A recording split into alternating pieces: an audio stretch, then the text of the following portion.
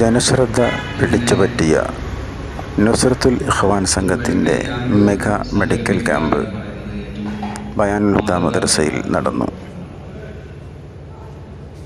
പ്രത്യേകിച്ച് നമുക്കറിയാം Shibin general medicine ഡോക്ടറാണ്, അതുപോലെ തന്നെ ഡോക്ടർ തെമീം ഓർത്തോ സ്പെഷ്യലിസ്റ്റ്, അതുപോലെ തന്നെ ആ ഒരു ടീമിലുള്ള മുഴുവൻ ആളുകളെയും ഈ കാര്യമാണെന്ന് പറഞ്ഞപ്പോൾ നമുക്കത് ആവശ്യമുണ്ട് എന്ന് പറഞ്ഞപ്പോൾ നമ്മുടെ ആവശ്യം അറിഞ്ഞ് നമ്മോട് അവർ സഹകരിക്കുന്നുണ്ടായി.